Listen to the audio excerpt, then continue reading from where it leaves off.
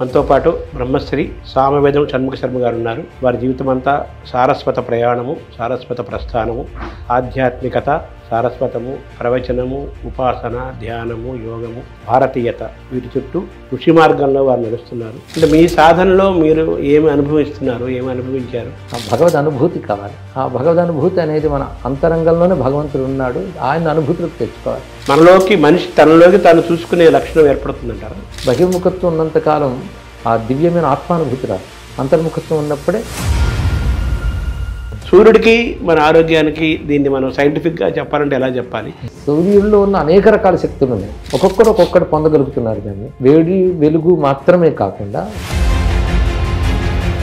ఎందుకంటే సైన్స్ ఒక సబ్జెక్టు, ఆధ్యాత్మిక సబ్జెక్టు నేను భావించాను. విద్యా విధానం మారటం వల్ల మన మనసుని మన మెదడుని మనం సరిగ్గా ఉపయోగించుకోవట్లేదనే కూడా ఒక ప్రచారం ఉంది. ఋషి దర్శనాలు, దర్శించేవాడు ఋషి, కవి క్రాంతదర్శి, రెండు కూడా దర్శనాన్ని తెలియజేస్తాయి. దర్శనం అంటే అతీంద్రియమైన ప్రజ్ఞ దర్శనం, అది కలిగిన వాడు ఋషి.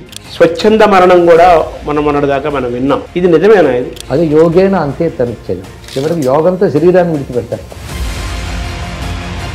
సో ఎందుకు ఆయుర్వేదానికి మళ్ళీ మనం దగ్గర అవ్వాలి? ఎందుకు మీరు ఆయుర్వేదాన్ని ఎంచుకున్నారు? ఎలాంటి రోగానికైనా ఔషధాన్ని సమకూర్చగలిగే శక్తి ఆయుర్వేదం. వైద్యులు ఆ విధంగా దాన్ని గ్రహించగలిగితే తప్పకుండా ఆయుర్వేదం. తర్వాత ఇప్పుడు ఆర్టిఫిషియల్ ఇంటెలిజెన్స్ అని మనం బాగా వింటున్నాం కదా, దీన్ని ఎలా చూడాలి, మనం ఎలా అన్వయం చేసుకోవాలి? ఆర్టిఫిషియల్ ఇంటెలిజెన్స్ కూడా ఎంతో సమాచారాన్ని ఇస్తాం. సమాచారం ఇవ్వగలదు కానీ సమాలోచన ఇవ్వలేదు. 50 ఏళ్ళ నుంచి 30 ఏళ్ళ యువకుడుగా మారి ఒక గొప్ప ఆశ్చర్యాన్ని కలిగించాడు ఆయన. మనకు ఆయు పరిమితి ఏది అని లెక్క కడితే మనిషికి 126 ఏళ్ళు ఆయు పరిమితిని వేదం చెప్తుంది. యుద్ధాలు చేసినప్పుడు మనకి ధర్మరాజు వాళ్ళ వయసులన్నీ 90లు, ఆ సమయంలో యుద్ధం చేశారు. ఇప్పుడు మనం ఊహించగలమా? తులసీదాస్ గారు ఉన్నారు, 120 ఏళ్ళ పైన ఉన్నారు. మనిషి గొప్పగా జీవించాలి అంటే భారతీయ ఋషి జీవన విధానమేనండి.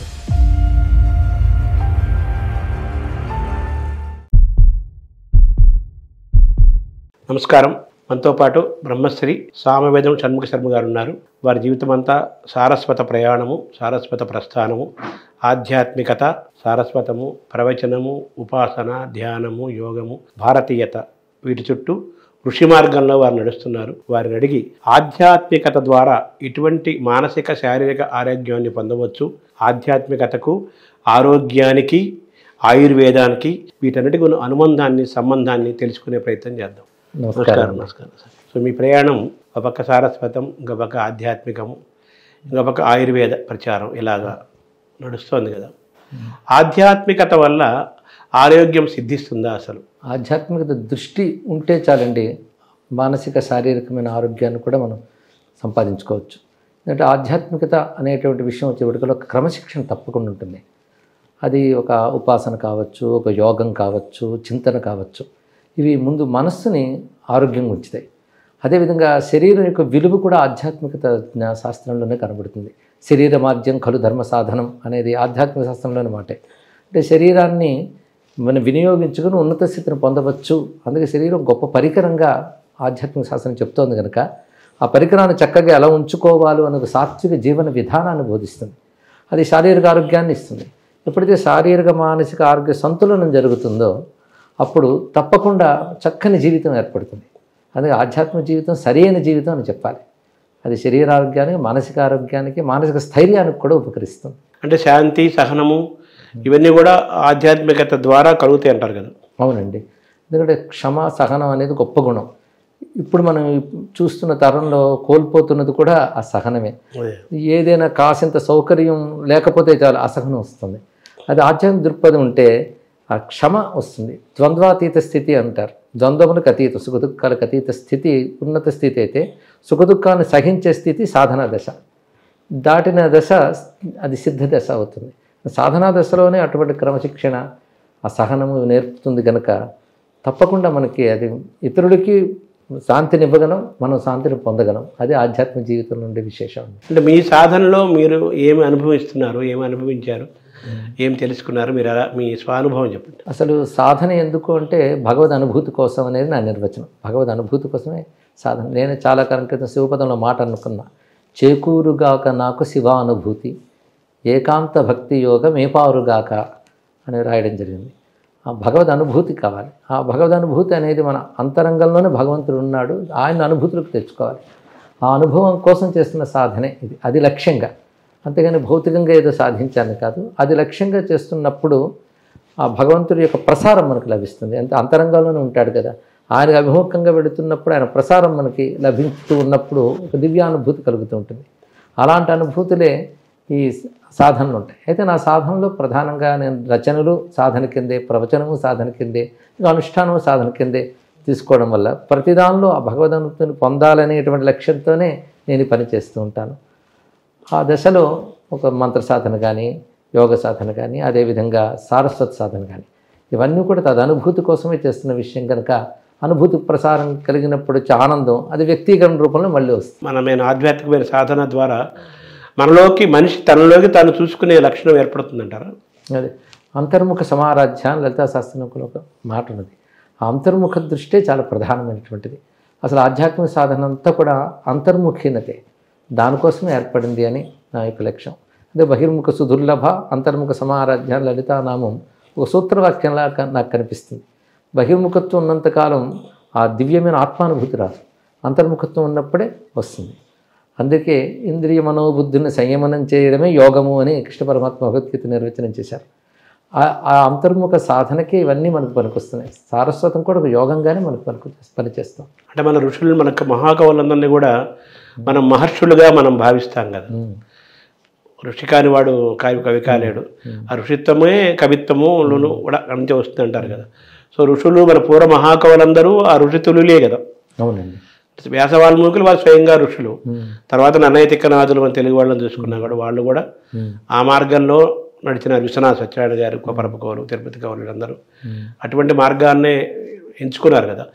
అయితే ఒకప్పుడు ఒక విద్యా విధానం ఉండేది, వేదమయమైన విద్యా విధానం ఉండేది. విద్యా విధానం మారటం వల్ల మన మనసుని, మన మెదడుని మనం సరిగ్గా ఉపయోగించుకోవట్లేదనే కూడా ఒక ప్రచారం ఉంది. అందులో ఎంతవరకు వాస్తవం ఉంది? నిజమేనండి. మీరు ఇందాక చెప్పినప్పుడు ఋషి, కవి అన్నారు. ఇక్కడ ఈ రెండు మాటలు వేదం ప్రకారంగా ఒకరినే తెలియజేస్తాయి. ఋషి దర్శనాత్, దర్శించేవాడు ఋషి. కవి క్రాంతదర్శి. రెండు కూడా దర్శనాన్ని తెలియజేస్తాయి. దర్శనం అంటే అతీంద్రియమైన ప్రజ్ఞ దర్శనం, అది కలిగిన వాడు ఋషి. అలాంటి ఋషులు చెప్పిన సత్యాల సమాహారమే మన సనాతన ధర్మం అంటే. మీరు చెప్పినటువంటి మహాకవులు ఎవరినైతే స్మరించామో వాళ్ళందరూ అటువంటి వారే. వాళ్ళ రచన చేసే దశలో వాళ్ళు ఋషులే, ఋషి తుల్యం కూడా దాటిపోయింది, ఋషులే అయ్యారు. అందుకే వాళ్ళు అంత అద్భుతమైన దర్శనాలు పొందగలిగారు. దీని వెనకాల ఆనాటి ఒక అధ్యయన వ్యవస్థ చాలా బాగుండేది, అది అంగీకరించవలసినది.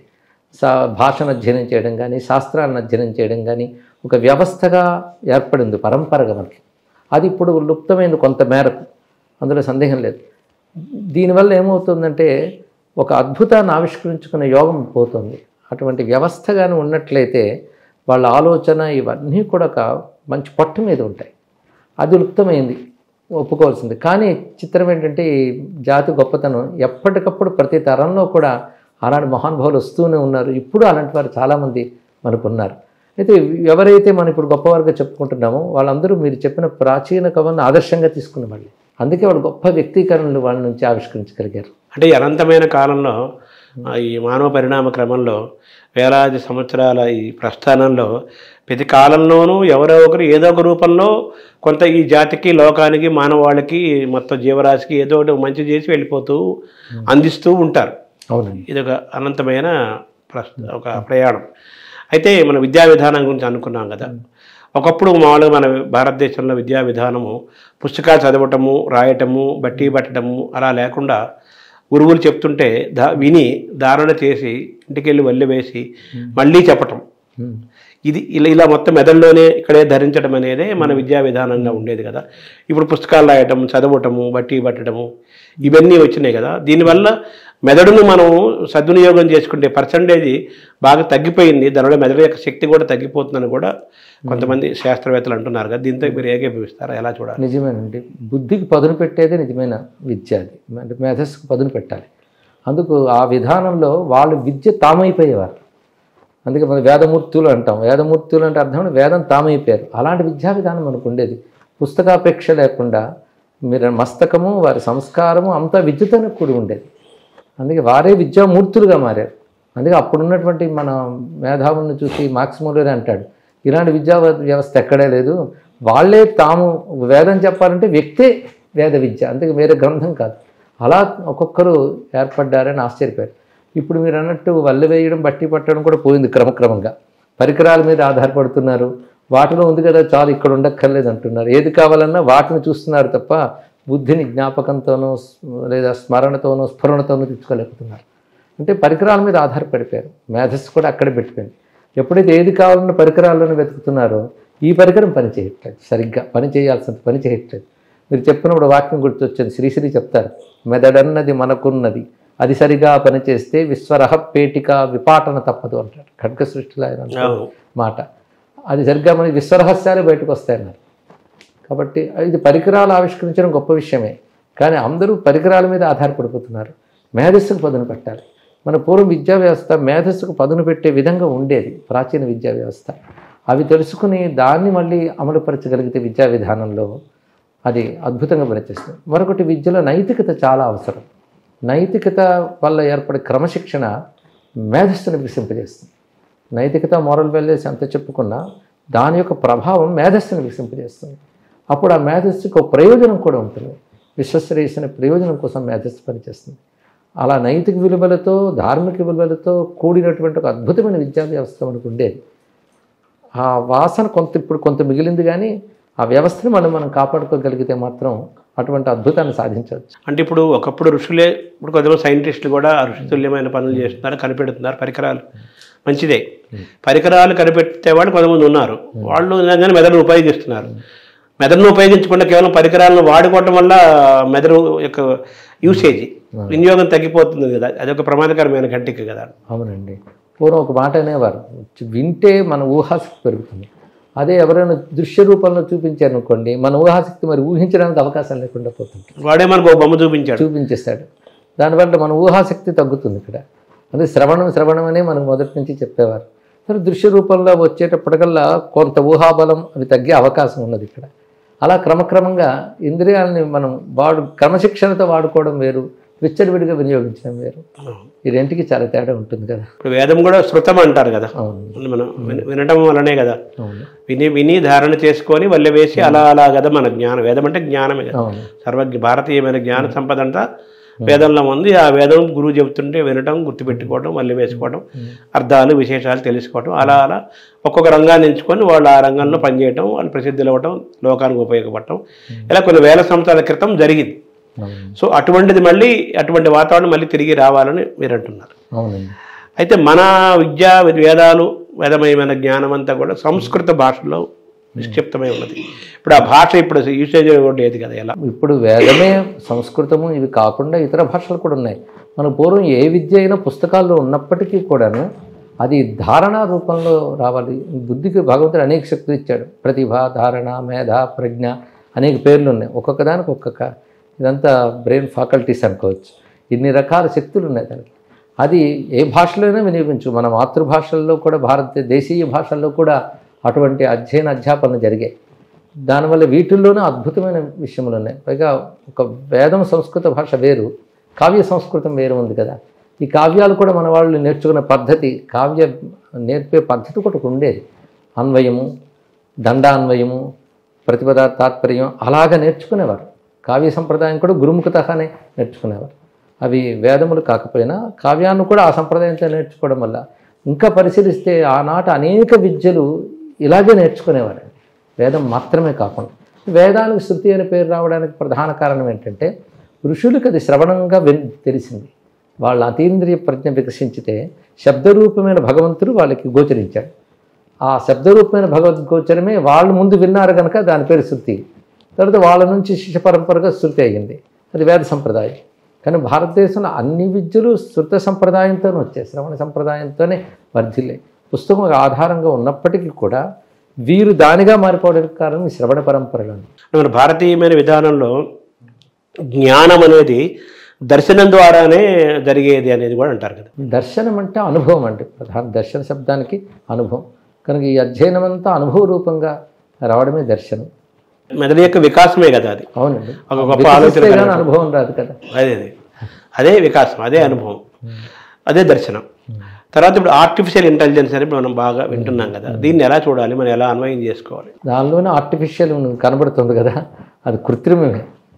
కృత్రిమం ఎక్కువసేపు మనలేదండి, అంత కృత్రిమం. దానివల్ల ఇప్పుడు కృత్రిమ జ్ఞానం లేదా కృత్రిమ మెదడు ఇది విస్తరిల్లుతోంది. దీని ప్రభావం తర్వాత తరాల మీద కూడా చాలా ఉంటుంది, అందులో సందేహం లేదు. సాంకేతికమైన మార్పు మనం ఈ 10 ఏళ్లలోనే ఎంతో చూస్తున్నాం. అది ఎక్కువ కాలం ఒక మార్పు కొనసాగట్లేదు, వెంటనే అది వస్తుంది. మరి ఇప్పుడున్నటువంటి ఆర్టిఫిషియల్ ఇంటెలిజెన్స్ ఇంకే రూపాన్ని స్వీకరిస్తుందో మనకు తెలియదు. ఆర్టిఫిషియల్ ఇంటెలిజెన్స్ కూడా ఎంతో సమాచారాన్ని ఇస్తాం, ఇన్ఫర్మేషన్ అయితే చాలా అందించగలుగుతాం. సమాచారం ఇవ్వగలదు కానీ సమాలోచన ఇవ్వలేదు. అది వ్యక్తి తన యొక్క సాధనతో ప్రకృతి మేధస్సుతో సంపాదించాలి, కృత్రిమ మేధస్సుతో కాకుండా స్వాభావిక మేధస్సు. అది చాలా అవసరం. ఆర్టిఫిషియల్ ఇంటెలిజెన్స్ కూడా ఒక మనిషి మేధ కనిపెట్టినది అయినప్పటికీ కూడా అది సంపూర్ణమైన ప్రమాణం అని చెప్పడానికి లేదు. ఏ విషయాన్నైనా ఆర్టిఫిషియల్ ఇంటెలిజెన్స్ ఆధారంగా ఎన్నో తెలుసుకోవాలని ప్రయత్నిస్తున్నాం, ఎన్నో సృష్టించాలని ప్రయత్నిస్తున్నాం. కానీ అందులో ఆర్టిఫిషియల్ తెలిసిపోతుంది. కొంతసేపటికి కొంతకాలానికి స్వాభావికంగా ఆలోచించగలిగే స్వభావం ఉన్న మానవుడికి వాటి మీద కూడా విసుగొచ్చి దానిలో లోపం వాడే తెలుసుకోగలరు. అంటే ఆ దశ ఎప్పుడు ఏదో ఒక రోజు వస్తుంది, రాకమానది ఎప్పుడైనా పట్టచ్చు. అంటే ఈ మనం కనిపెట్టిన మనిషి కనిపెట్టిన శాస్త్రజ్ఞుడు కనిపెట్టిన ఈ కృత్రిమ మీద ఆర్టిఫిషియల్ ఇంటెలిజెన్స్ని దాన్ని ఎంతవరకు వాడుకోవాలో అంతవరకు వాడుకుంటూ మన సహజంగా మనకు వచ్చిన మెదడుని మనం ఉపయోగించుకోవడం అనేది ముఖ్యమైన విషయం. అది స్వాభావికమైన మేధస్సుని వినియోగించుకోవాలి, సహజంగా వచ్చింది. ఇప్పుడు గూగుల్ మ్యాప్ ఉదాహరణగా తీసుకుంటే మనం ఎవరైనా ఇంటికి వెళ్ళాలని అడ్రస్ పెట్టుకుంటే అన్ని సందర్భాల్లో అది కరెక్ట్గా అక్కడ ఆపదు, ముందో వెనకో పక్కనో కొద్ది దూరంలోనో ఆగిపోదు. సో దాన్ని పూర్తిగా మనం నమ్మడానికి వీల్లేదు. కొంతమేరకే సహాయకారం, తర్వాత ఉండవలసింది మన సహజమైనటువంటి మెదడే. అవును. సో దీన్ని మనం ఈ ఆర్టిఫిషియల్ ఇంటెలిజెన్స్ అనే దాన్ని మనం ఒక భావి ప్రయాణంలో మనం ప్రమాదం కూడా ఉంది. అవునండి, ఇప్పుడు చాలామంది హెచ్చరిస్తున్నారు కూడా, ప్రమాదం ఉంటుందేమో అని భయపడుతున్నారు కూడా. సో మనం మళ్ళీ మనదైన మెదడును మనం వాడుకుంటూ సహజంగా కొంచెం వాడుకుంటూ టెక్నాలజీ అనేది సర్వెంట్గా ఉండాలి, కానీ అది మనకు బాస్ అవ్వకూడదు అని మాస్టర్ అవ్వకూడదు అంటారు పివి నరసింహరావు గారు. సో ఇది బెస్ట్ ఎగ్జాంపుల్గా ఆయన చెప్పారు.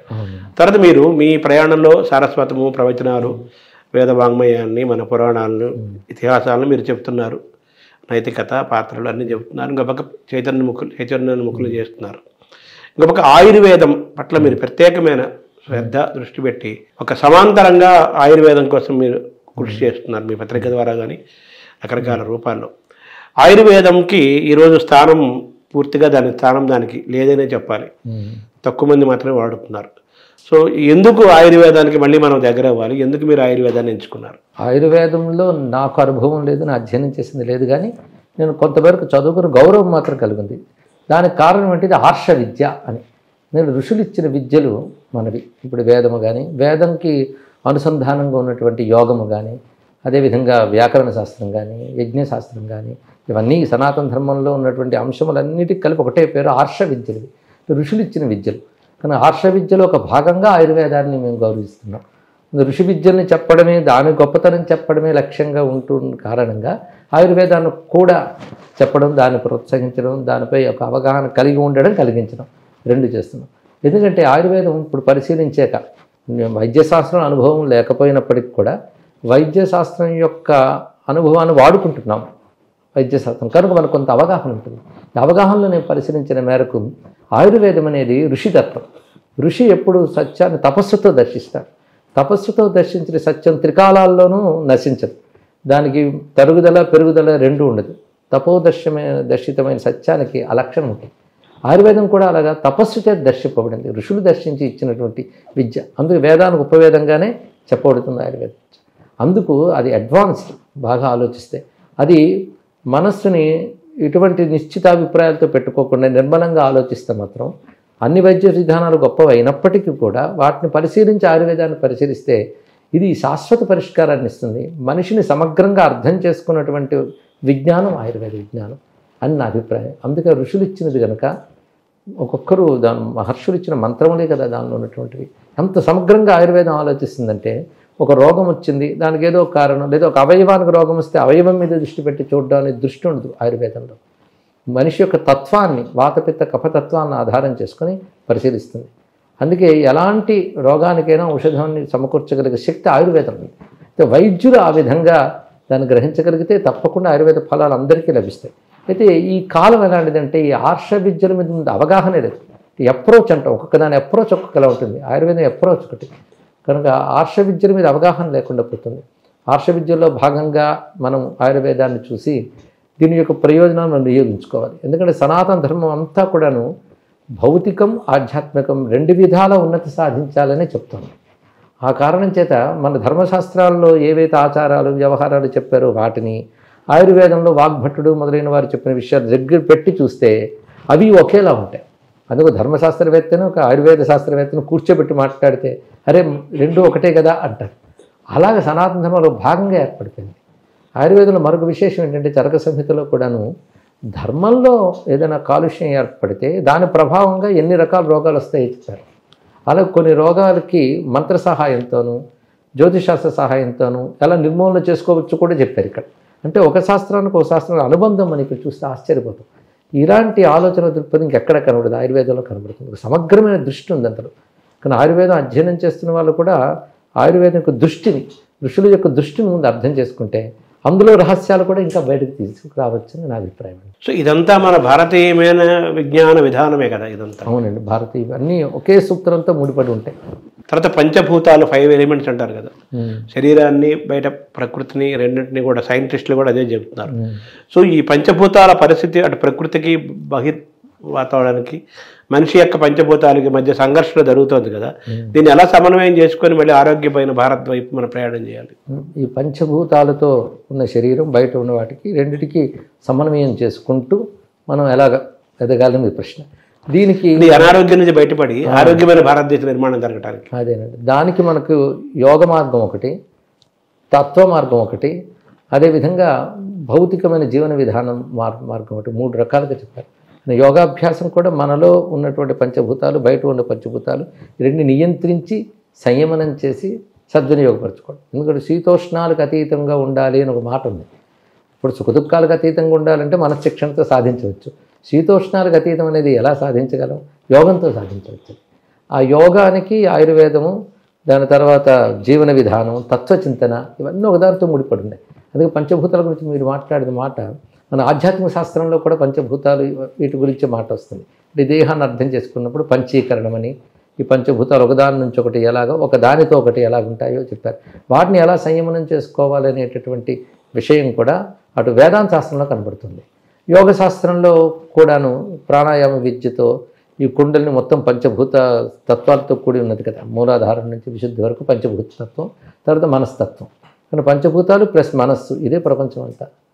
వాటిని యోగ మార్గంలో ఏ విధంగా నియంత్రించి అద్భుతాలు చూడవచ్చు. ఎందుకంటే నియంత్రణ పెరుగుతున్న కొద్దీ శక్తి పెరుగుతుంది. ఇప్పుడు ఆధునిక దృక్పథం ఏంటంటే నియంత్రణ ఎంత వదిలేస్తే అంత సుఖపడతా ఉంటారు. విశృంఖలత్వం, విశృంఖలత్వం. నియంత్రణ వదిలేస్తుంటే విశృంఖతలు ఏర్పడి క్రమంగా బలహీనం అవుతాం. కానీ నియంత్రణ వల్ల బలం పెరుగుతుంది. అది స్వామి వివేకానంద కూడా నిగ్రహం కలిగిన బ్రహ్మచర్యం ఉంటే అద్భుతాలు సాధించవచ్చు అని చెప్పాడు. కనుక ఆ నియంత్రణ, పంచేంద్రియ నియంత్రణ, పంచభూత నియంత్రణ, అది చేసే ఒక క్రమం, ఒక విద్య ఉన్నది మనకి శాస్త్రం.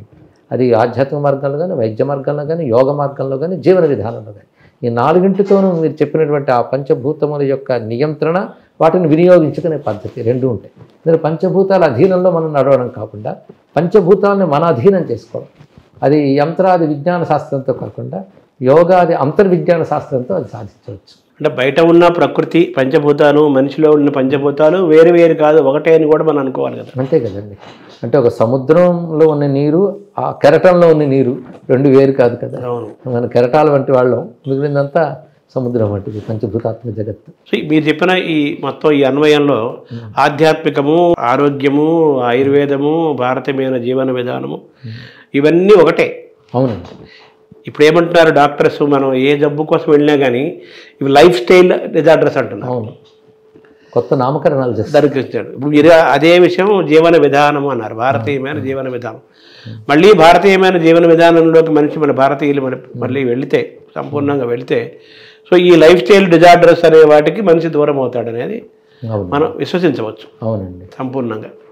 తర్వాత మీరు అర్థశాస్త్రం చదువుకున్నారు, భగవద్గీత అవన్నీ ఎలాగో చదువుకున్నారు. కౌటిల్యుడు, చాణక్యుడు, ఆయన మనకు అర్థశాస్త్రం ద్వారా అనేక అంశాలు చెప్పారు. చాలా ఎలా ఉండాలి, ఎలా ఉండకూడదు అనేది ఆయన అందులో చెప్పారు. శ్రీకృష్ణుడు భగవద్గీత ద్వారా ఆయన చెప్పారు. సో ఈ రెండింటి నుంచి ఈరోజు ఆధునిక మానవుడు కౌటిల్యుడి నుంచి చాణక్యుడి నుంచి మనం ఏం నేర్చుకోవాలి, అలాగే భగవద్గీత నుంచి మనం ఏం తీసుకోవాలి ఈ సంపూర్ణమైన ఆరోగ్యమైన భారతదేశ నిర్మాణంలో? అది ఇప్పుడు మనకు ఒక ఆధునిక దృక్పథం ఎలా వచ్చిందంటే దేనికది విడివిడిగా చూడడం అనేది వచ్చేసింది. అంటే ఆర్థిక శాస్త్రమైన భౌతిక విజ్ఞానం, అదేవిధంగా యోగ శాస్త్రం తత్వశాస్త్రం అంటే అది భౌతికానికి అతీతమైనది. అతీతమని అనొచ్చు, సంబంధం లేనిది అనొచ్చు. రెండు రకాల దృష్టి ఉంది. కానీ మన పూర్వ ఋషులు అలా ఆలోచించలేదు. ఇదంతా కలిపి ఒకటిగా చూశారు. ఋషి యొక్క ఉద్దేశం ఎప్పుడూ పోయిన తర్వాత ఆనందాన్ని అనుభవిస్తాను కదా, ఇక్కడే అఖండమైన ఆనందాన్ని అనుభవించాలి, ఇక్కడే సమృద్ధిగా చక్కని జీవన విధానం పొందాలనేదే ఋషి యొక్క ఉద్దేశం. అందుకే వాళ్ళు ఏది చెప్పినా దానిని ఉద్దేశించే చెప్పారు. అదే మీరు అర్థశాస్త్రము భగవద్గీత రెండు ప్రస్తావన చేశారు. అంటే రెండుకు అనుబంధం మనకు కనబడుతుంది. అయితే అర్థశాస్త్రం అనేది నిజానికి భౌతిక విద్య కావచ్చు, కానీ అది మనలో ఉన్న ఒక అంతర్గత శక్తిని వినియోగించడానికి పనికొచ్చేటువంటి విద్యగానే అర్థశాస్త్రం ఇచ్చారు. అయితే ఒక బాధాకరమైన విషయం ఏంటంటే అర్థశాస్త్రం మాట్లాడినా, ఇంకేదైనా శాస్త్రం, మానసిక శాస్త్రం మాట్లాడినా విదేశస్తులు దీని మూల పురుషుల్లా మనం చెప్పుకుంటాం. నేను ఎకనామిక్స్ చదివినప్పుడు చదువుకున్నాను. తర్వాత అయ్యో భారతదేశం చదువుకున్నామే, కానీ నిజానికి అంతకంటే ముందు వాడు కౌటిల్యుడు. ఆయన అర్థశాస్త్రాన్ని ఎంత సమగ్రంగా అందించాడు.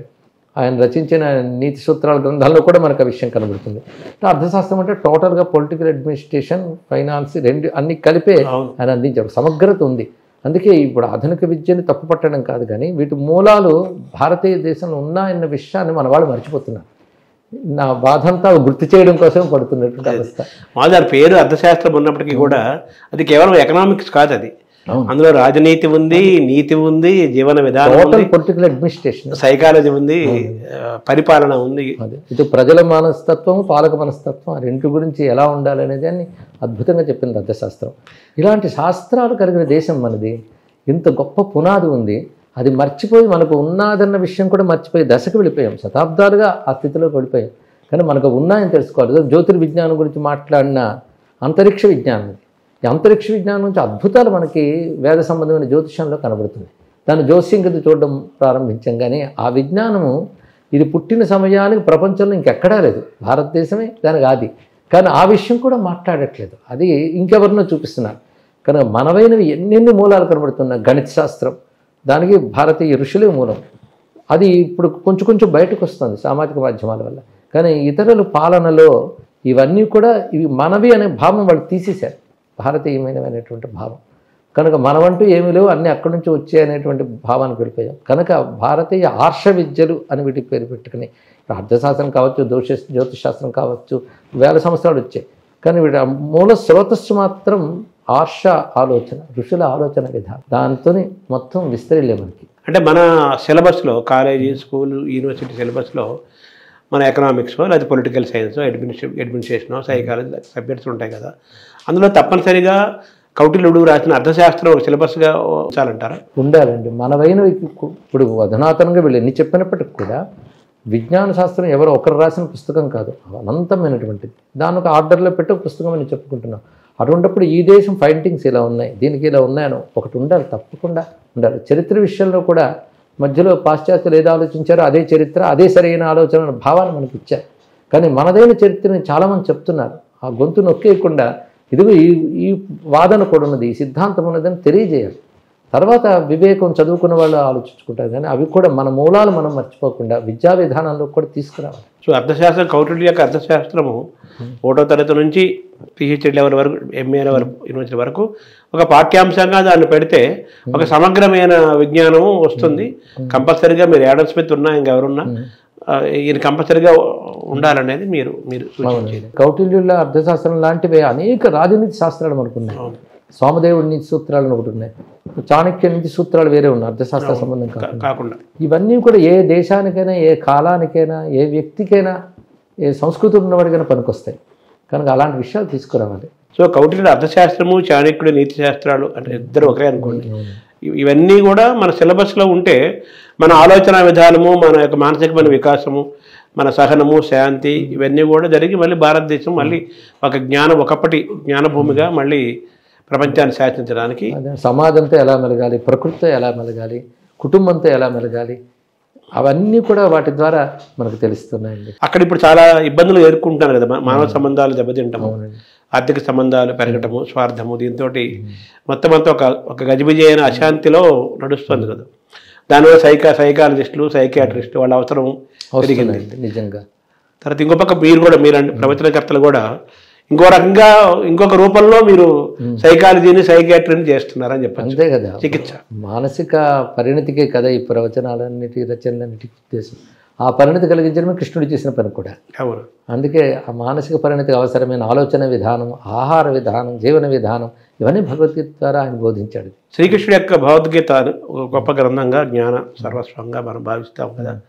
శ్రీకృష్ణుడికి భగవద్గీతను మనం అర్థం చేసుకొని ఆచరిస్తే మన జీవన విధానం యొక్క ఒక మార్పు జరిగి ఆరోగ్యమైన వాతావరణం రావడానికి వస్తుందని ఎంతవరకు మనం ఎలా చెప్పగలుగుతాం?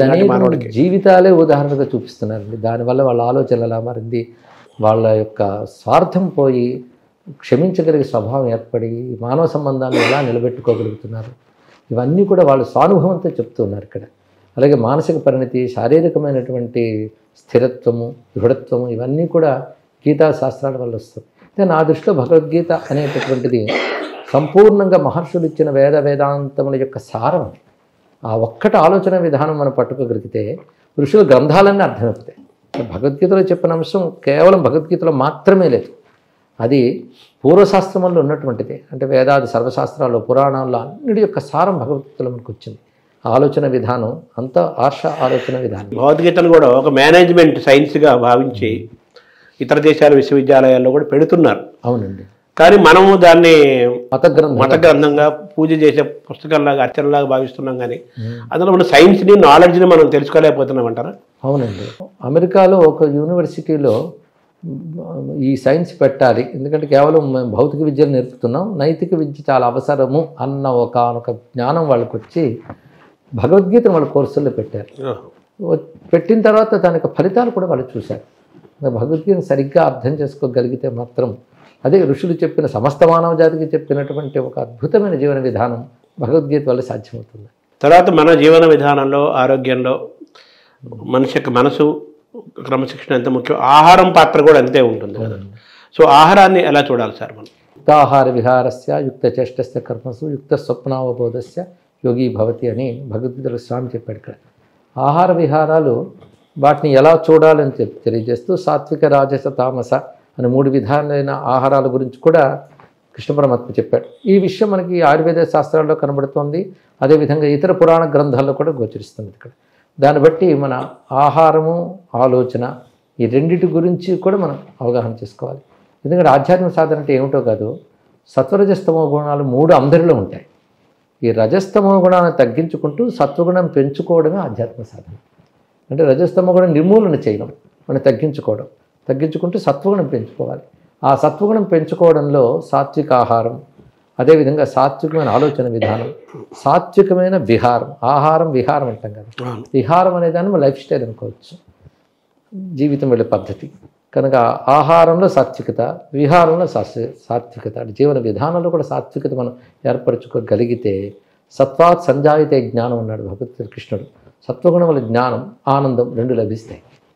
సాత్వికతను పెంచుతుంది. పోటీ ప్రపంచంలో, ఈ ఆధునిక టెక్నికల్ యుగంలో మనం ఎంతవరకు వీటిని మనం అన్వయం చేసుకొని మనిషి ఆ ఉరుకుల పరుగుల నుంచి తాను ఎలా నియంత్రించుకోగలుగుతాడు? దానికంటూ సమయం కేటాయించుకోవాలండి తప్పకుండా. ఇంత పరుగులు ఉన్నాయి కనుక నియంత్రణ చాలా అవసరం.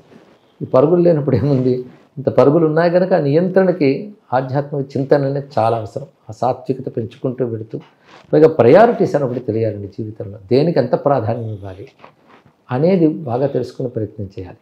అది లేకపోవడం వల్ల ఒకదానికే ఎక్కువ ప్రాధాన్యం ఇస్తూ తనలో ఉన్నటువంటి అనేక శక్తుల్ని దాని మీదే పెట్టేయడం వల్ల మిగిలిన శక్తులను తెలుసుకోలేకపోతున్నాడు.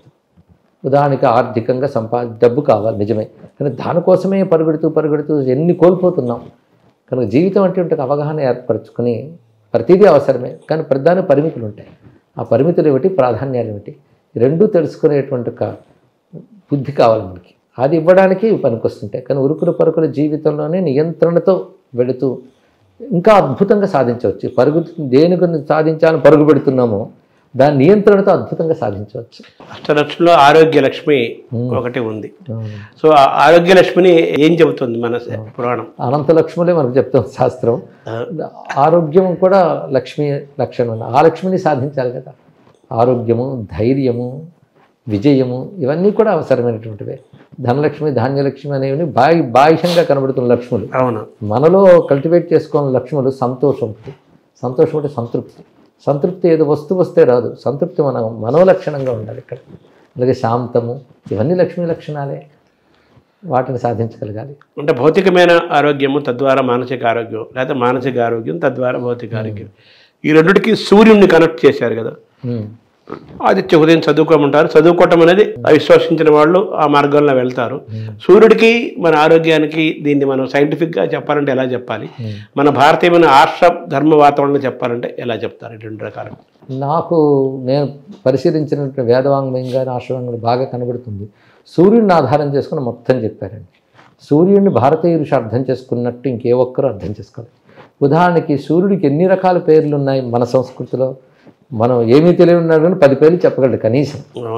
అంటే ఈ 10 పేర్లు సూర్యుడికి పేర్లు అని కాకుండా సూర్యుడిలో ఉన్న రకరకాల శక్తులకు పేర్లు, ఆ నామాల ద్వారా రకరకాల శక్తులు చెప్పారు. సూర్యుడి గురించి ఆశ్చర్యకరమైన జ్ఞానం ఉంది.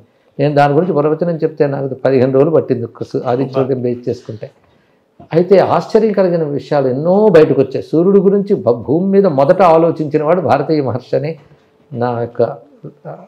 నేను తెలుసుకున్న విషయం. ఇక్కడ తపస్సు ద్వారా సూర్యుడు ఎన్ని రకాల శక్తులు ఉన్నాయో దర్శించాడు. కనుక పరమాత్మ అనేవాడు ఎవడైతే ఉన్నాడో వాడు సూర్యుడి ద్వారానే మనకు తెలుస్తుంది. ఇక్కడ సూర్యుడే పరమాత్మ అని భావన చేశారు. ఇది ప్రకృతిని భగవంతుడిగా భావించే ఆటవిక భావన కాదు. భగవత్ శక్తిని ప్రకృతి ద్వారా గ్రహించి సృష్టికి అతీతమైన భగవంతుడే సృష్టి యందు ప్రకృతి ద్వారా వ్యక్తమవుతున్నాడు. ఆ ప్రకృతికి మూలం సూర్య భగవానుడు. అందుకే ఆ సూర్యుడిలో ఉన్న శక్తిని గ్రహించడానికి మన వాళ్ళు యోగ విధానం, మంత్ర విధానం ఇత్యాదులు ఏర్పాటు చేశారు. ఇవి సూక్ష్మమైన సాధనలు. ఇవి సూర్యాంతర్గతమైన దివ్యశక్తులు మనకిస్తాయి. దాన్ని మన గాయత్రి ఆది రూపాల్లో చెప్తూ ఉన్నాం. వైష్ణవులైనా శైవులైనా వాళ్ళ అభిప్రాయాలు వారుకున్నా శివుడిని విష్ణువుని సూర్యుడిగా చూస్తారు వాళ్ళు. అది ఆ సూర్యుడితో అనుబంధం. అందుకే సూర్యుడికి ఉదయించే ముందు నిద్ర లేవడం, అని ఉదయించేటప్పటికి మన స్వాగతం పలుకునంత శుచిగా ఉండడం, ఆ గృహాలు శరీరాలు కూడా సూర్యోదయానికి సంసిద్ధంగా ఉంటాయి. అదేవిధంగా సూర్యుడి గమనాన్ని అనుసరిస్తూనే మన జీవన విధానం ఏర్పరిచారు. సూర్యాస్తమయం తర్వాత మనిషి విశ్రాంతికి, అప్పుడు పనికి కాదు. ఇలా ఒక్కొక్క విధానాలు ఏర్పరిచారు. సంధ్యోపాసన ఇత్యాదులన్నీ ఏర్పడ్డాయంటే సూర్యుడిని ఆధారం చేసుకునే భారతీయ జీవన విధానం అంతా ఏర్పడింది అనేది వాంగ్మయ పరిశీలన తర్వాత నాకు ఏర్పడిన అభిప్రాయం. అది ఇందులోనే సైన్స్. సూర్యుల్లో ఉన్న అనేక రకాల శక్తులు ఉన్నాయి. ఒక్కొక్కరు పొందగలుగుతున్నారు దాన్ని. వేడి వెలుగు మాత్రమే కాకుండా సూర్యుల్లో అనేక సూక్ష్మ శక్తులు ఉన్నాయి. ఈ సూక్ష్మ శక్తుల్ని సృష్టిలో ఒక్కొక్క జీవులు ఒక్కొక్కలా పొందుతున్నాయి. వృక్షాలు ఒకలా పొందుతాయి సూర్యుల్లో ఉన్న శక్తిని, జంతువులు ఒకలా పొందుతాయి, శిలలు మొదలైనవి ఒకలా పొందుతాయి, మనిషి ఒకలా పొందుతాడు. ఒక్కొక్కరు ఒక్కొక్క విధంగా పొందుతున్నారు. ఇది మనం గమనించితే ఇదే సైన్స్. అందులో ఉన్నటువంటి అందుకే సూర్య సంబంధమైన విజ్ఞానమే నేను సైన్స్ అని చెప్తాను ఇక్కడ. ఎందుకంటే సైన్స్ ఒక సబ్జెక్టు, ఆధ్యాత్మిక సబ్జెక్టు నేను భావించను. సైన్స్ పండిపోతే ఆధ్యాత్మికత అంతే. అంతే. సూర్యుడిని తెలుసుకొని సూర్యుడు అంటే ఏంటో అర్థం చేసుకొని సూర్యుడు తగ్గట్టుగా మనం ప్రయాణం చేస్తూ సూర్యుడు చుట్టూనే తిరుగుతూ ఉంటే మనం సంపూర్ణమైన ఆరోగ్యవంతం అవుతాం అన్ని రకాలు. అదే అంతే కదా. సంపూర్ణ ఆరోగ్యం అన్నమాట చాలా బాగుంది. శారీరకంగా, మానసికంగా, బౌద్ధికంగా కూడా మనం పరిపూర్ణం అవడమే సంపూర్ణ. ఇప్పుడు గమనిస్తూ ఉంటే విషయం ఏంటంటే అనేక మంది భౌతికమైన విజ్ఞాన శాస్త్రమే పరమావధి అనుకుంటూ ఉన్నత స్థితికి వెళ్ళినటువంటి వాళ్ళు, అంటే మనం అనుకున్న ఉన్నత స్థితి భౌతికంగా ఒక ఉన్నత స్థితికి, ఆర్థికంగా కానీ సామాజికంగా హోదా కానీ ఇవన్నీ పొందిన వాళ్ళు, ఆస్తులు అవన్నీ పెంచుకున్న వాళ్ళు గమనిస్తున్నది ఏంటంటే దీనిలో పరిపూర్ణత లేదు, సారం లేదని రియలైజ్ అవుతున్నారు. చేతులు కాలేక ఆకులు పట్టుకున్నట్టుగా అప్పటికి చాలా విషమించిపోతున్న సమయం కూడా, ఆనందంగా ఉండేది వాళ్ళకి. అది ఏదో సంథింగ్ ఈజ్ మిస్సింగ్, ఏదో కోల్పోతున్నామన్న భావం వాళ్ళకి కలుగుతుంది. అలా కలిగిన వాళ్ళు వెంటనే చేస్తున్నది ఏంటంటే భారతీయ ఆధ్యాత్మిక జీవన విధానం, ఆలోచన విధానం వైపు తిరిగారు. దానికి సంబంధించి అనేక గ్రంథాలు ఈ మధ్య వచ్చాయి. ఇప్పుడు the monk who sold his Ferrari అనే పుస్తకం వచ్చింది ఇంగ్లీష్లో, చాలా ప్రసిద్ధి చెందింది. అతడు కథ ప్రకారంగా చూస్తే భౌతికంగా బోల్డ్ సాధించాడు. ఆయన మనం ఏవైతే సాధించాలని ప్రతి వాళ్ళ అంబిషన్ సక్సెస్ అని ప్రయత్నిస్తారో అన్నీ సాధించాడు. ఆయన ప్రపంచ ప్రసిద్ధుడై అమెరికాలో పెద్ద లాయర్గా ఉండేవాడు. బోల్డ్ అంతా ఆస్తిపాస్తులు ఉన్నాయి, ఏది కావాలంటే భోగం అందుబాటులో ఉంది. అలా అంటే ఆయన 50 ఏళ్లకే వాదిస్తూ కుప్పకూలిపోయాడు. వెంటనే ఆయన హాస్పిటల్లో ఇచ్చేశారు. చేసిన తర్వాత చాలామంది మళ్ళీ పలకరిస్తున్నారు. ఆయనకి ట్రీట్మెంట్ నెలల తరబడి అవుతున్నా సర్దుకోలే. ఒక రోజున వీళ్ళు పలకరించడానికి వెళ్తే ఆయన కనబడలే. ఏమయ్యాడు అంటే ఎవరికి తెలియలేదు. ఇంకా ఎవరి మానాలు వాడి జీవన విధానాల్లో పడిపోయారు. ఒకరోజు ఆయన మళ్ళీ తన జూనియర్ దగ్గరికి వచ్చాడు. వచ్చినప్పుడు 30 ఏళ్ళ కుర్రవాళ్ళలో ఉన్నాడు. ఈయన ఆశ్చర్యపోయి అడిగాడు, మీరెవరు అని. నన్ను మర్చిపోయావా, నేను నీకు సీనియర్గా ఉండేవాడిని అంటే మీరు ఇలా ఎలా మారారు అన్నాడు. అంటే నేను హాస్పిటల్లో ఉన్నప్పుడు నాకు రియలైజేషన్ మొదలైంది, ఇంత సాధించాను, ఏమి 50 ఏళ్ళుగా అనేక రోగాలు శరీరానికి వచ్చాయి, ఏమిటి ఇది అని అంటే అప్పుడు డాక్టర్స్ అన్నారు, ఇలాంటి ప్రశ్నలు వీటికి సంబంధించిన ఆలోచనలు భారతదేశంలో ఉంటాయని విన్నాము అన్నారు. దాంతో ఆయన దేశానికి వచ్చాడు. ఈ దేశంలో తిరిగి హిమాలయ ప్రాంతంలో ఒక పల్లెటూరిని ఆశ్రయించి అక్కడ ఆయన యోగ జీవన విధానం చేయగా ఆయనకి అద్భుతమైన పరిణతి, శరీరంలో మళ్ళీ పునర్యవ్వనం వచ్చినంత బలం వచ్చి ఇది ప్రజలకు పనికొస్తే నువ్వు దీన్ని వ్యాపింపజేయాలని తన జూనియర్కి చెప్పి డాక్టర్ రాబిన్ శర్మ అనే ఆయనకి బోధించాడు. ఆయన ఇంకా వాటిని క్లాసెస్ కింద చెప్పడం జరుగుతుంది. అంటే ఇప్పుడు జీవన విధానాన్ని మాట్లాడుతున్నాం కనుక లైఫ్ స్టైల్ ఎలా ఉంటే బాగుపడతామనే దానికి ఒక ప్రత్యక్ష ఉదాహరణ. ఇది ఆధునికంగా జరిగిన అంశమే. అయితే అటువంటి ఆలోచన విధానం బాగా మన పిల్లలకి ముందు నుంచి నేర్పగలగాలండి. ఇక్కడ నేర్పడం ఒకటి, అలా చేయగలగాలి. ఇప్పుడు యోగా అనేది మనకు వ్యాప్తి చెందింది. ఒకప్పుడు భారతదేశంలో యోగం అనేది జీవనం రీతిలో ఉండేదండి. అలా ఉండేది ఆలోచన విధానం కానీ ఇవన్నీ కూడా. కృష్ణపరమాత్మ నా వాక్యమే, యుక్తాహార విహారస్య యుక్తచేష్టస్య కర్మస్య యుక్త స్వప్నావబోధస్య. ఎంత గొప్ప విషయం ఇక్కడ. అంటే ఆహార విహారాలు, కర్మలు, స్వప్న అవబోధ అంటే మెలకువ, నిద్ర, ఇవన్నీ కూడా యుక్తమై ఉండాలన్నాడు. యుక్తం అంటే సరియైన సమతులను అని చెప్పారు. ఇక్కడ రాత్రుల్లో అర్ధరాత్రులు కూర్చుని పని చేసేస్తూ ఉండడం ఎక్కువైంది. సూర్యోదయ సమయానికి ప్రతివాడు నిద్రపోతుంటాడు పగలు చాలాసేపు. సూర్యుడికి మంచిగా బంధాలు తెచ్చేసుకున్నాడు. కృత్రిమ కాంతి సృష్టించుకు తిరుగుతున్నాడు కదా, కృత్రిమమే అది కూడా. దానివల్ల ఏమవుతుంది, వాడు ఆరోగ్యాలు పాడవుతున్నాడు, జీవన విధానం పాడవుతుంది. మన బ్రాహ్మీ ముహూర్తంలో నిద్రలేవడం ఎక్కడ ఏ సంస్కృతిలో కనబడదు. ఇది ఏదో ఒక దైవాన్ని నమ్ము నీ పాపాలు పోతాయి పుణ్యాలు వస్తాయి అని చెప్తున్నారే తప్ప నీ జీవన విధానం క్రమశిక్షణగా ఉండాలనేటువంటి చెప్పేది సనాతన ధర్మమే కదా. అంటే హెల్త్ రిలేటెడ్గా చెబితే కానీ ఇప్పుడు జనం అర్థం చేసుకునే పరిస్థితుల్లో ఉన్నారు. ఎంత హెల్త్ ఉందని మీరు చెప్తున్నారు. ఇప్పుడు హెల్దీ బాడీ ఎంత అవసరమో హెల్దీ మైండ్ కూడా అంత అవసరం. ఆరోగ్యకరమైన మనస్సు అంటే ఆధ్యాత్మిక చింతన ఉంటేనే ఆరోగ్యకరమైన మనస్సు. ఇక్కడ ఆధ్యాత్మికత అంటే ధార్మిక అని కూడా అర్థం చేసుకోవాలి. ధర్మం ఒకటి చాలా ప్రధానమైనటువంటిది. మన అవసరాలు, మన కోరికలు, మన అనుబంధాలని ధర్మం నిర్ణయించాలి, మన ఎమోషన్స్ నిర్ణయించకూడదు. ఇప్పుడు అలా కాకుండా మనవన్నీ మన ఎమోషన్స్ నిర్ణయిస్తాయి. ఇష్టాలు, నా జీవితం నా ఇష్టం అంటాడు, కానీ నీ జీవితం నా ధర్మం అనే మాట్లేదు ఇక్కడ. అందుకే కుటుంబ సంబంధాలు కూడా ఇప్పుడు ఏమయ్యాయంటే ఇవాళ ఒక ఇష్టం కలుగుతుంది, రేపు ద్వేషం కలుగుతుంది. ఇష్టం కలిగినప్పుడు కలిసి ఉంటారు, ద్వేషం కలిగితే వెంటనే విడిపోతున్నారు. క్షణక్షణం స్వార్థంతో మారిపోతున్నారు కదా బంధాలు. అందుకే ధర్మాన్ని నిర్దేశించేది మన ధర్మం. శాస్త్రం నిర్దేశిస్తే ధర్మం మన జీవితాన్ని నిర్దేశించాలి, మన బంధాలను ధర్మం నిర్దేశించాలి. ఈ బంధం ఎందుకు ఉంచుకోవాలి, ఈ బంధం ఎందుకు తెంచుకోవాలనేది ధర్మం నిర్దేశించాలి. అలా నిర్దేశించగలిగితే దాంపత్య ధర్మం క్షేమంగా ఉంటుంది, కుటుంబ ధర్మాలు క్షేమంగా ఉంటాయి. కానీ ధర్మానికి లోబడినప్పుడు కలిగే తృప్తి ఉంటుందండి. అంటే ఆయన తెలుసుకున్నాడు ఇవన్నీ 50 ఏళ్ళ 20 ఏళ్ళ చాలా తెలుసుకుని ఆ ఫైండింగ్స్ అన్నీ కూడా రాబిన్ శర్మకు చెప్తే ఆయన పాఠాలుగా తీసుకొచ్చారు. ఇది నేను ఒక ఉదాహరణగా చెప్తున్నాను. ఇలా ఎంతోమంది ఇప్పుడు మొన్న మనకు జరిగిన పుష్కరాల కాలంలో కూడా మీరు గమనించితే విదేశస్తులు ఎందరో హైందవ ధర్మాన్ని పాటిస్తున్న వాళ్ళు వచ్చారు, ఆచరిస్తున్నారు. అది వీళ్ళు వెళ్ళి మత ప్రచారం ఎవరైనా చేయలేదు. ఇందులో ఉన్నది ఒక జీవన విధానం. దీనివల్ల మనం భౌతికంగాను మానసికంగాను అన్ని విధాల క్షేమంగా ఉండగలం అని తెలుసుకుంటున్నారు. తెలుసుకునే జీవన విధానంలో ఒక ప్రశాంతతని అనుభవిస్తున్నారు. ఒక 50 ఏళ్ల వయసు వచ్చి అనారోగ్యాలతో శరీరాన్ని తయారు చేసిన వాడు భారతీయమైన జీవన విధానానికి, ఆలోచన విధానానికి కనెక్ట్ అయిన తర్వాత అన్ని రోగాలు పోయి సర్వశక్తిమంతుడై 50 ఏళ్ళ నుంచి 30 ఏళ్ల యువకుడుగా మారి ఒక గొప్ప ఆశ్చర్యాన్ని కలిగించాడు ఆయన. అంతే కదా. ఇలాంటి వాళ్ళు ఎందరో ఉన్నారు. ఇప్పుడు ముఖ్యంగా మీరు గమనించితే యోగ జీవనంలో దీర్ఘాయుష్ అనేది సాధారణంగా కనబడుతుంది. అది గమనించుకోవాల్సిన అంశం. అందుకే మనకు ఆయు పరిమితి ఏది అని లెక్క కడితే మనిషికి 126 ఏళ్ళు ఆయు పరిమితి అని వేదం చెప్పింది. ఇంకెవరు చెప్పినట్టు మనకు కనబడదు. వేదం స్పష్టంగా చెప్పింది 126 ఏళ్ళు. ఆ 126 ఏళ్ళు ఆరోగ్యంగా ఉండడం, అవును, అనారోగ్యం మంచమెక్కి కాదు, జీవించడం కాదు. అందుకే యుద్ధాలు చేసినప్పుడు మనకి ధర్మరాజు వాళ్ళ వయసులన్నీ 90లు. ఆ సమయంలో యుద్ధం చేశారు. ఇప్పుడు మనం ఊహించగలమా? దానికి కారణం యోగ జీవనం. భీష్ముడు కూడా అంపశయ్య మీద 53 రోజులు ఉన్నాడు అంటే దేని కారణం? ఒక ముళ్ళు గుచ్చుకుంటేనే ఉండలేమే, అలాంటి బాణాలు గుచ్చుకుంటూ ఉండగలిగే అంటే యోగశక్తి. ఆ యోగం అనేది భారతీయ జీవన విధానం ప్రధానమైన అంశం. మనం తెలుసుకున్నది ఏంటంటే మనిషి యొక్క ఆయుర్దాయం 126 సంవత్సరాలు, అంతే కదా? అవునండి. మనం సరిగ్గా మనదైన విధానంలో మనం ప్రవర్తిస్తే, ఆచరిస్తే 126 ఏళ్ల పాటు ఆరోగ్యంగా జీవించవచ్చు అని చెప్పడానికి గతంలో ఎంతో మందిని మనం ఉదాహరణగా చెప్పొచ్చండి. ఇప్పుడు మన తులసీదాస్ గారు ఉన్నారు, 120 ఏళ్ళ పైన ఉన్నారు. ఆయన విద్యారణ్య మహర్షి కూడా అలాగే ఉన్నారు. వాళ్ళు యోగ జీవన విధానం వాళ్ళందరూ. ఎలాంటి యోగులు ఇప్పటికి ఉన్నారు. మనకి మనిషి గొప్పగా జీవించాలి అంటే భారతీయ ఋషి జీవన విధానం ఏంటంటే ప్రతివాడు ఆనందంగా ఉండాలనుకుంటాడు, గొప్పగా ఉండాలనుకుంటాడు. కానీ ఎలా ఉంటే గొప్పగా ఉంటాడు అనేది ఎప్పుడు చేసి చూపించారు. మనం చెప్పి చూపించారు, చేసి చూపించారు, రెండూ కనబడుతున్నాయి మనకి.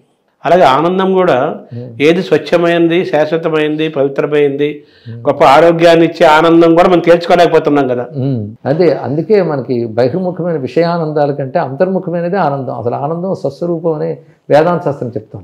సో మీరు చెప్పిన వీళ్ళందరూ కూడా 126 ఏళ్ల పాటు సంపూర్ణమైన శారీరక మానసిక ఆరోగ్యంతోనే జీవించారు. అవును, పూర్తి జ్ఞానంతో కూడినటువంటి ఆరోగ్యం. మనం మార్కండేయ మహర్షి కథ వింటాం. మార్కండేయుడు కల్పాంత జీవి అంటాం.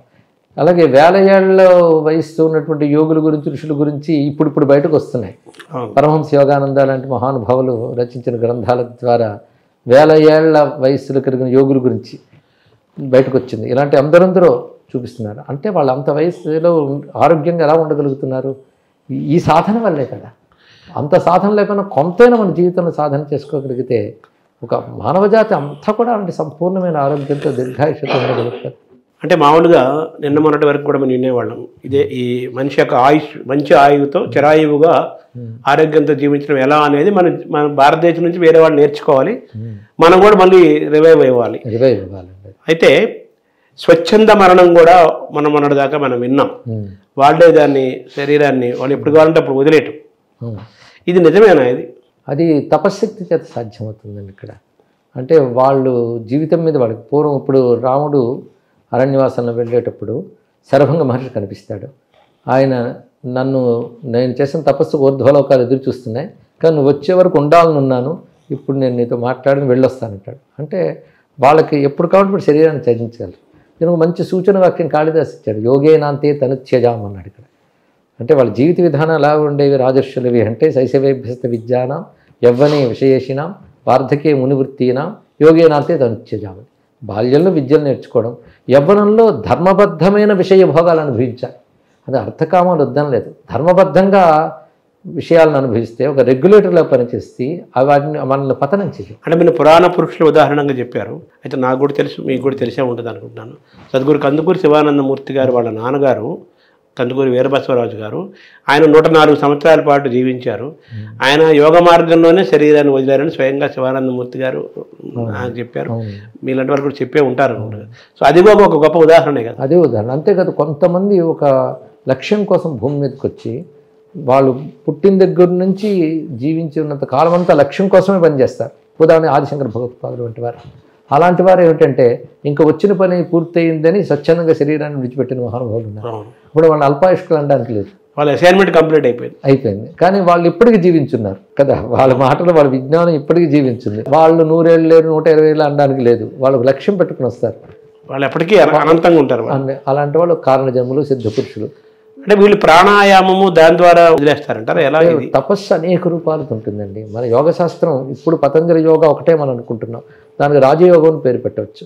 అది కాక మంత్రయోగ, హఠయోగ, లయయోగ, నాదయోగ అని 5 రకాలుగా భారతీయ యోగ విద్య వ్యాపించింది.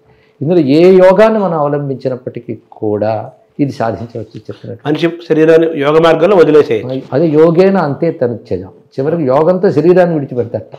అందుకే శరీరం మనల్ని విడిచిపెట్టడం కాదు, మనం శరీరాన్ని విడిచిపెట్టగలగాలి. అది ఆల్రెడీ జరిగింది, ప్రూవ్డ్ కదా. ఈ మార్గంలో ప్రాచీనులు రుజువు చేస్తున్నారు, అధునాతన కాలంలో కూడా యోగులందరూ వాటిని తెలియజేస్తున్నారు. ఇప్పుడు హఠయోగం బాగా ప్రస్తుతం ప్రాచుర్యంలో ఉంది కదా. సో హఠయోగం ద్వారా కూడా హఠయోగం కూడా ఇప్పుడు పూర్తిగా ప్రాచుర్యం ఉందని చెప్పడానికి లేదండి.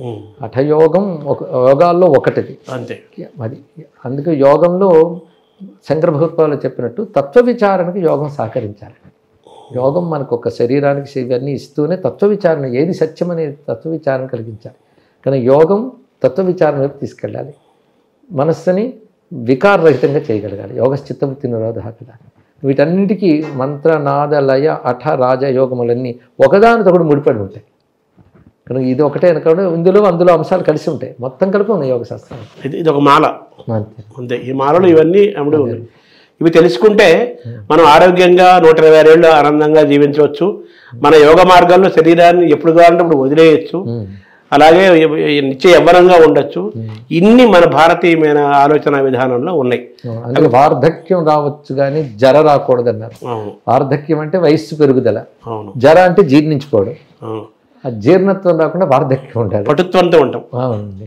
అందుకే పశ్యేమ సరదస్తం, నందామ సరదస్తం, మోదామ సరదస్తం, భవామ సరదశతకం అని వేదం చెప్తుంది. అంటే 3 ఏళ్ళు చూస్తూ బ్రతకాలి, వింటూ బ్రతకాలి, అంటూ బ్రతకాలి. ఓ పరమాత్మ నిన్ను చూస్తూ, నిన్ను అంటూ, నిన్ను వింటూ బ్రతకాలి సూర్యమంత్రంలోనే మనకు కనబడుతుంది. అంటే పంచేంద్రియాలు అన్ని బాగా పనిచేస్తుండాలని అర్థం. అది సారాంశం. అది అసలైన జీవితం. దానికి భారతీయ జీవన విధానం అనేక శాస్త్రాలతో, యోగ శాస్త్ర, మంత్రశాస్త్ర, వైద్య శాస్త్రాలతో ముడిపడి మనకు పద్ధతిని ఏర్పరిచింది. సో ఇప్పుడు కూడా మీరన్న మార్గంలో మనిషి ప్రయత్నం మొదలు పెడితే 126 ఏళ్ళు అనుకున్న సంపూర్ణమైన ఆరోగ్యంతో జీవించవచ్చు. జీవించవచ్చండి. నమస్కారం. నమస్కారం.